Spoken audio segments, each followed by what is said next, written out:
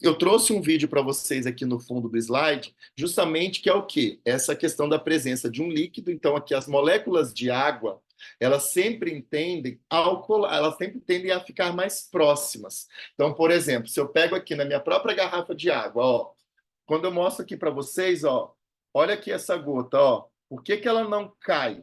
Ou quando você fecha a torneira, por que que fica aquela gota, Naira?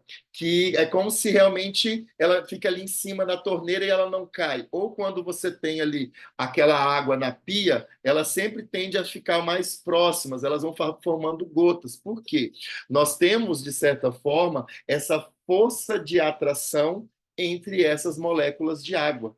Então, elas sempre tendem a ficar mais próximas. E isso faz com que, imagina quando você tem um paciente com Covid, ou um paciente onde você tem ali um aumento, um extravasamento de líquido do intestício para dentro do alvéolo.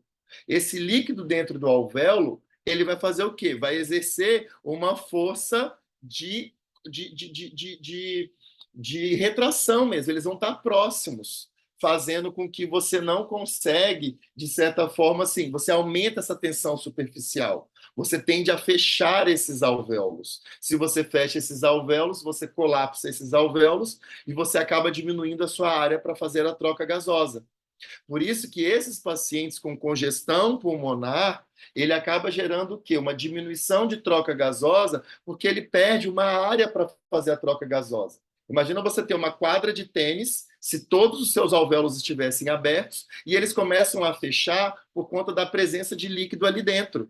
Isso faz com que você tenha uma quadra de tênis e que ela pode virar uma mesa de ping-pong, uma menor área de troca, então, consequentemente, você vai ter um prejuízo nessa troca gasosa.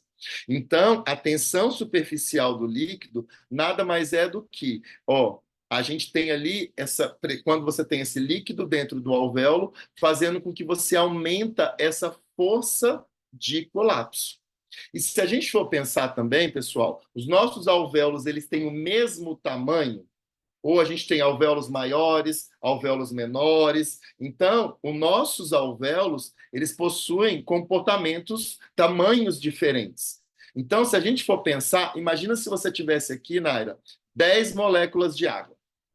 E aqui você também tem 10 moléculas de água. Naquele alvéolo que ele é menor, essas 10 moléculas de água, elas estarão o quê? Mais próximas. Consequentemente, se ela está mais próxima, eu quero ficar cada vez mais próximo da minha molécula de água que está do meu lado. Então, se a gente for pensar, o comportamento da tensão superficial nos alvéolos menores, eles acabam tendo uma tensão superficial maior do que os alvéolos maiores, porque as moléculas de água estão mais próximas. Então, se a gente fosse pensar só em questão do tamanho do alvéolo, a gente sabe que nós temos uma ventilação colateral, uma comunicação entre alvéolos e bronquíolos respiratórios. Então, se a gente for pensar lá, quando a gente lembra na anatomia, os poros de Kohn é a comunicação de alvéolos com alvéolos. Os canais de Lambert é a comunicação de alvéolos com bronquíolos. E os canais de Marte é a conexão de bronquíolos com bronquíolos. Então, se você tivesse aqui uma comunicação entre os alvéolos, Naira, você não concorda que aquele alvéolo que tem uma maior tensão superficial, ele tenderia ao colapso e todo o ar que estava aqui dentro, ele passaria para onde? Para o alvéolo de menor tensão superficial. Entendeu? Então, mas por que que isso não acontece? Nós temos a tensão superficial que tende a esse aumento dessa força de colapso, mas a gente tem algo dentro dos nossos alvéolos que é extremamente importante para justamente quebrar essa tensão superficial, para diminuir essa tensão superficial, que nada mais é do que o nosso surfactante. Então, o surfactante, ele é extremamente importante para a gente, que é ele que vai ser o responsável e fazer o quê? Não, você está querendo fechar, mas eu não vou deixar você colabar totalmente. Eu vou diminuir essa tensão superficial. Eu vou diminuir essa força de atração entre essas moléculas de água. É como se fosse uma molécula de detergente. Ele vai afastar essas moléculas de água. Então, se a gente for ver aqui, ó, nessa foto, ó, o surfactante seria isso daqui, ó. Então, ele tem uma força de repulsão. Aqui as moléculas de água elas estão querendo ficar próximas, mas o surfactante vem e faz o quê? Não, pera lá. Eu não vou deixar vocês ficarem muito próximos ao ponto de colabar esse alvéolo ou aumentar cada vez mais essa força de colapso desses alvéolos.